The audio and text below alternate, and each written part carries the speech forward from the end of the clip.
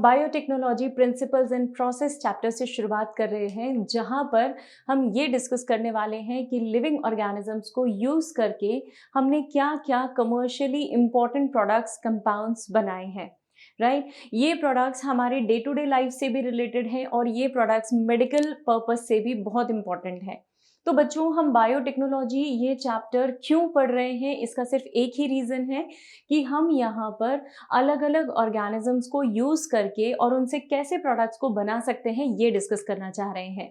तो देखिए, हम सबसे पहले बायोटेक्नोलॉजी की एक बेसिक डेफिनेशन पे आते हैं जो यूरोपियन फेडरेशन ऑफ बायोटेक्नोलॉजी ने प्रपोज की थी, जहाँ पे उन्होंने हमें ये बताया है कि लिविंग ऑर्गेनिजम्स को यूज़ करके, अगर आप लाइव ऑर्गेनिजम्स को यूज़ करते हैं और उससे कोई प्रोडक्ट का फॉर्मेशन करते हैं, so that is what is basically involve in the biotechnology.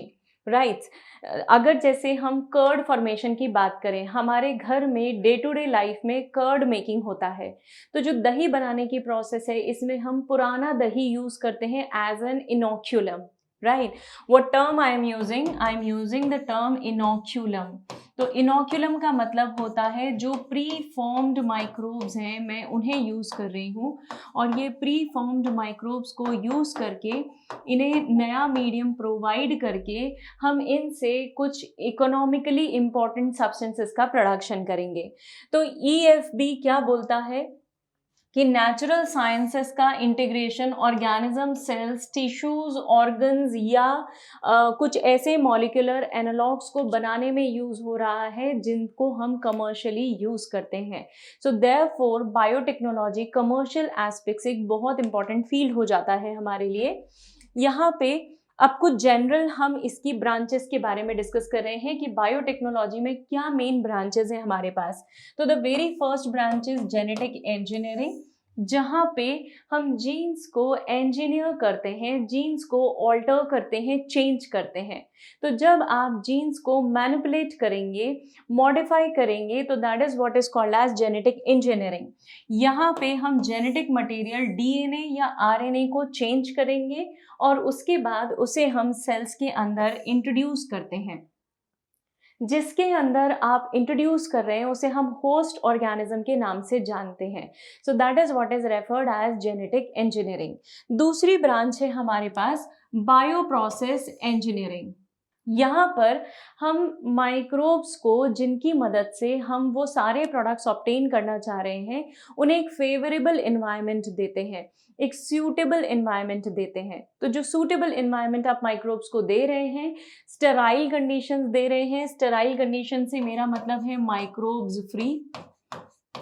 Right, micro organism से फ्री मीडियम जो है वो मीडियम हम इन्हें दे रहे हैं और फिर इन्हें ग्रो करवा रहे हैं और इनसे प्रोडक्ट्स ऑब्टेन कर रहे हैं। So that is what is called as bio process engineering. तो बायो प्रोसेस इंजीनियरिंग में बायोटेक्नोलॉजिकली इंपॉर्टेंट प्रोडक्ट्स जैसे वैक्सीन्स हैं, एंजाइम्स हैं, इन सबको प्रिपेयर करने के लिए हम जो माइक्रोब्स हैं हमारे पास, उन्हें एक सूटेबल एनवायरनमेंट प्रोवाइड करते हैं।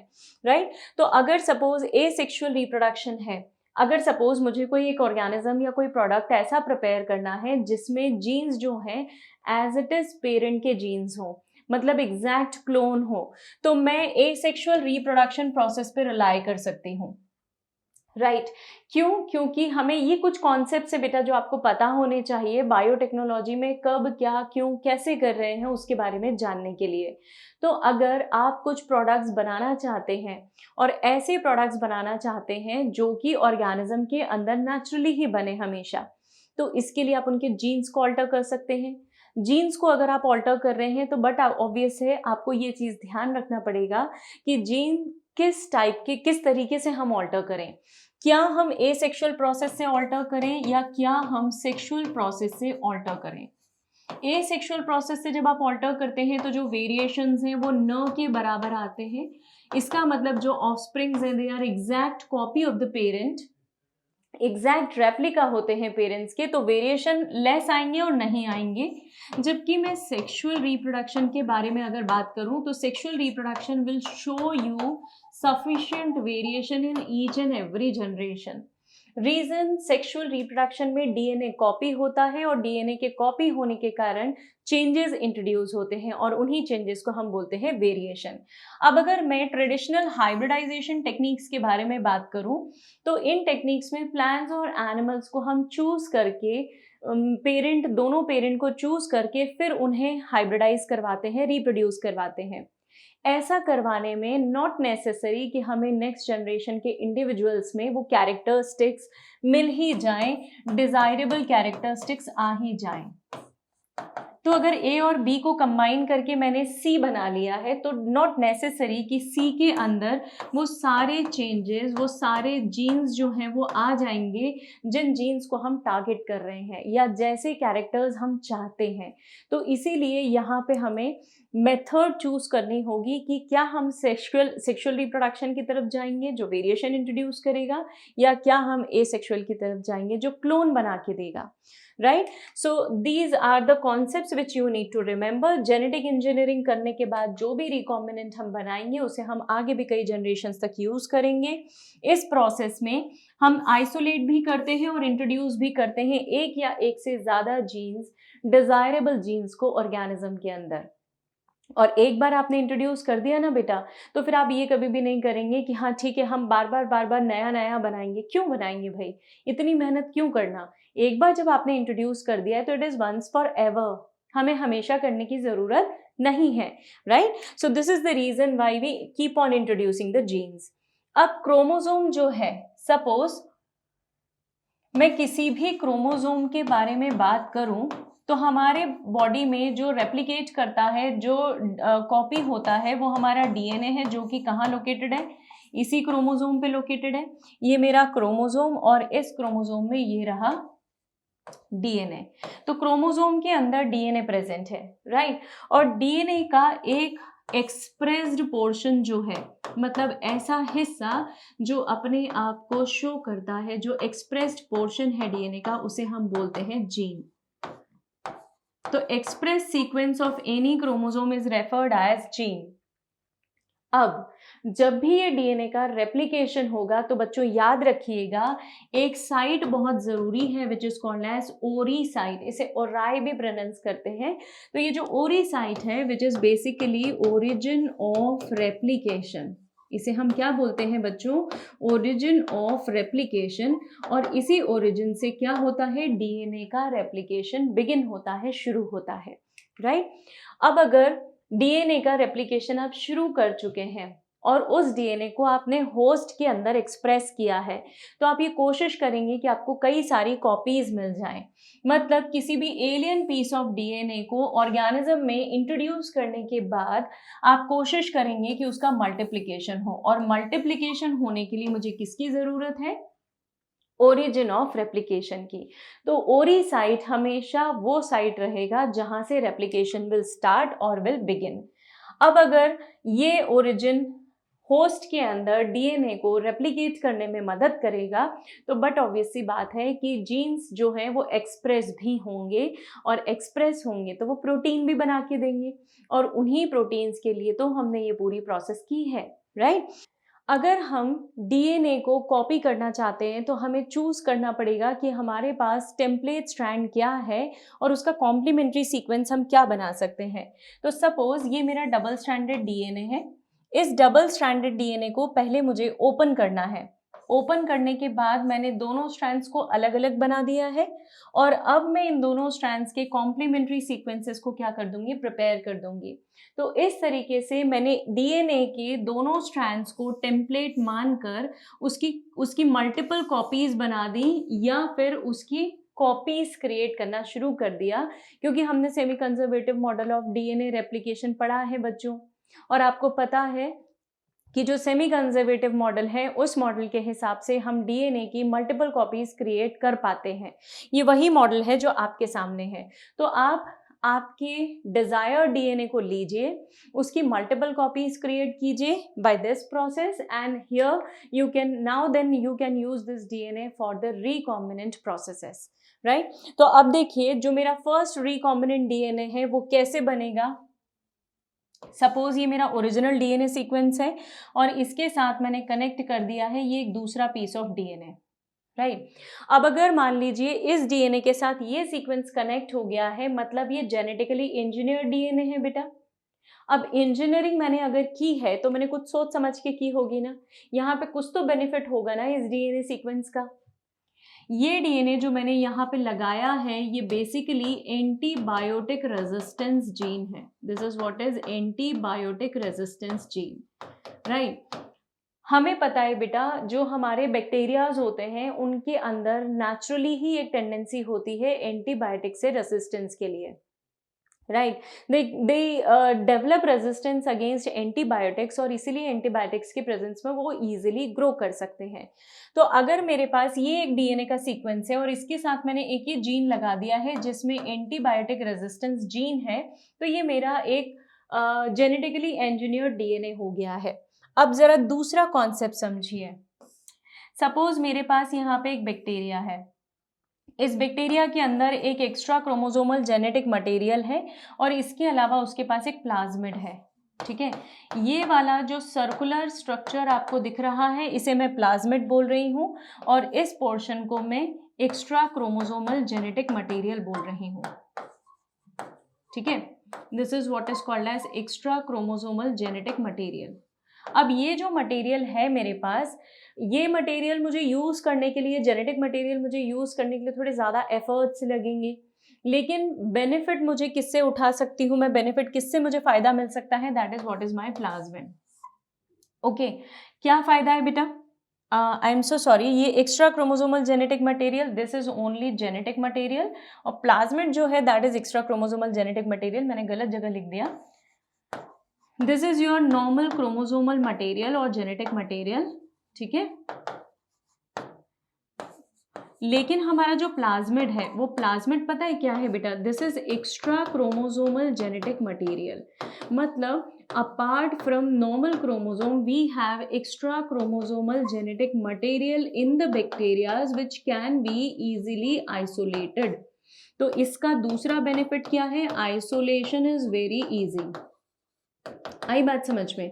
इस प्लाज्मिड को आप बहुत इजीली यहाँ से बाहर निकाल सकते हैं, और इसके अलावा इट कन्फर्स स्पेशल जीन्स जैसे एंटीबायोटिक रेजिस्टेंस।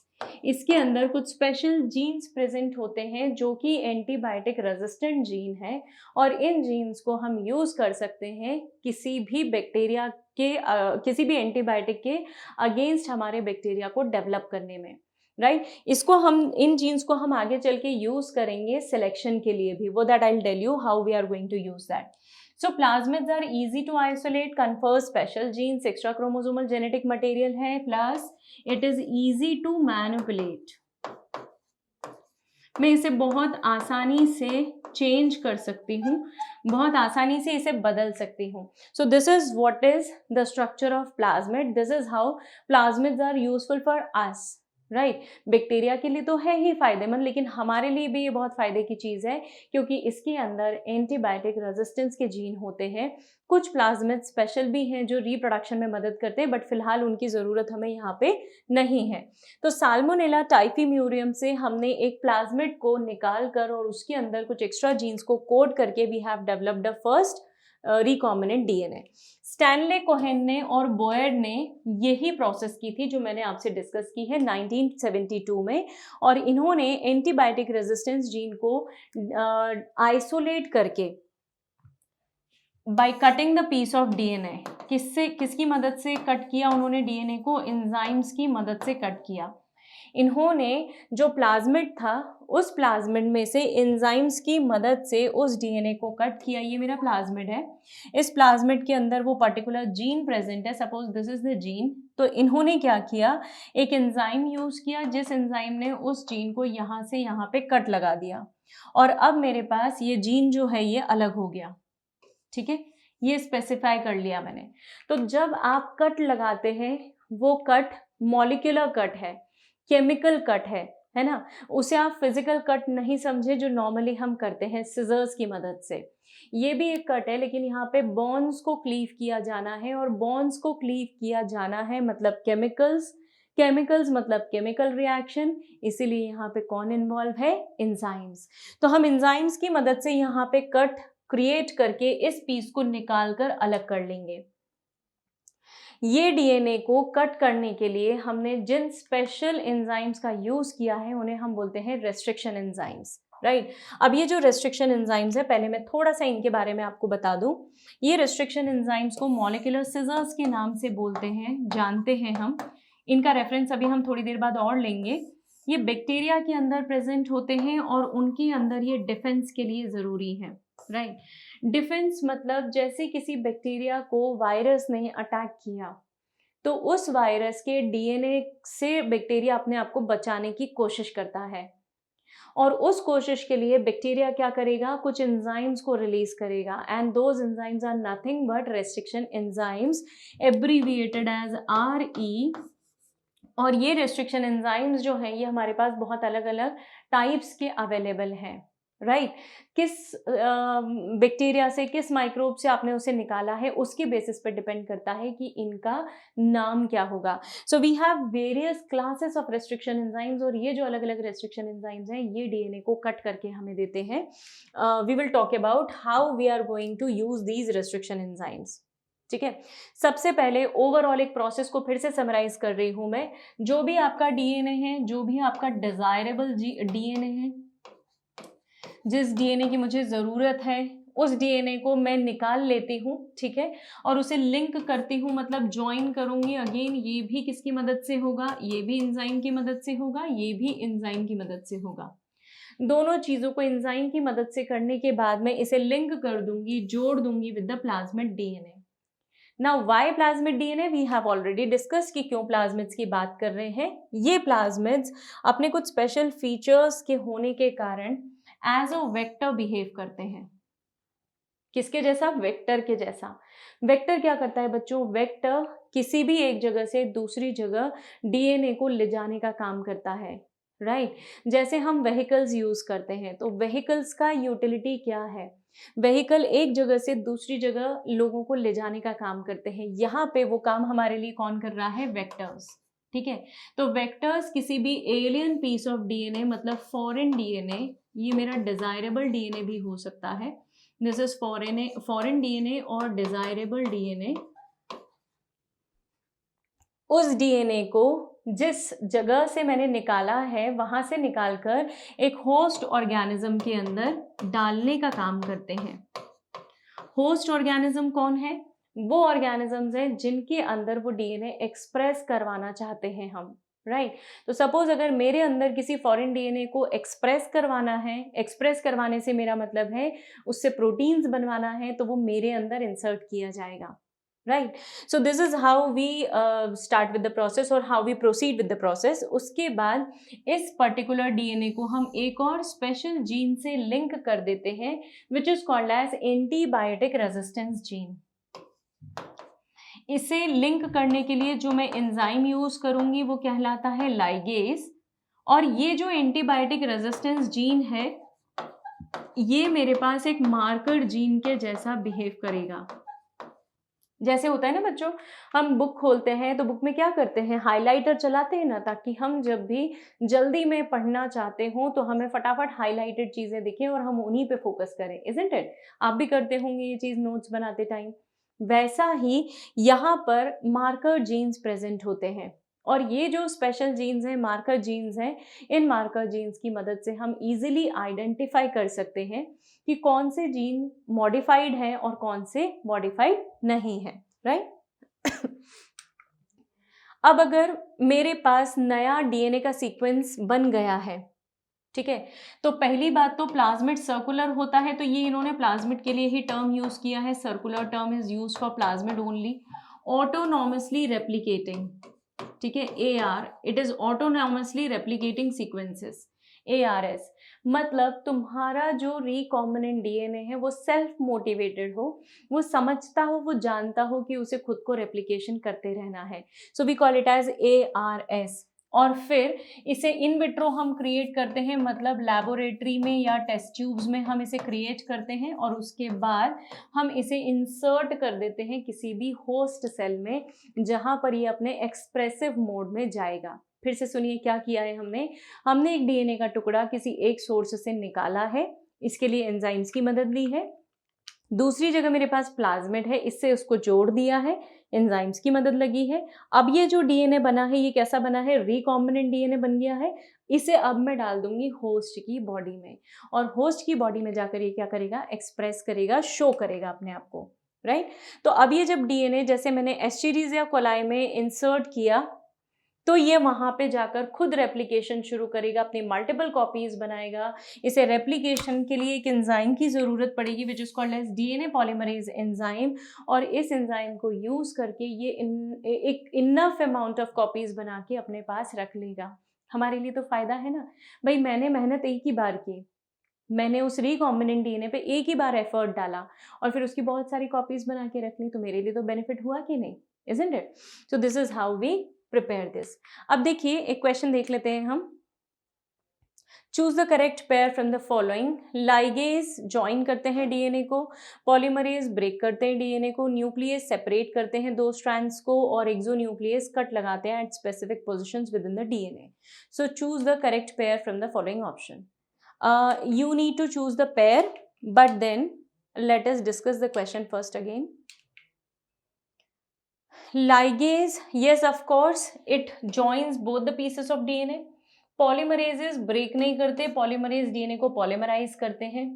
न्यूक्लियेजेस जो हैं वो डीएनए के स्ट्रैंड्स को सेपरेट करते हैं, दैट इज ट्रू। और एक्सोन्यूक्लियस जो हैं वो स्पेसिफिक पोजीशंस पे कट लगाते हैं, दैट इज आल्सो ट्रू। सो मतलब हमारे पास ये सारे एंजाइम्स करेक्ट हैं, लेकिन सिर्फ एक एंजाइम का जो फंक्शन है वो हमें गलत दिखाई दे रहा है, राइट?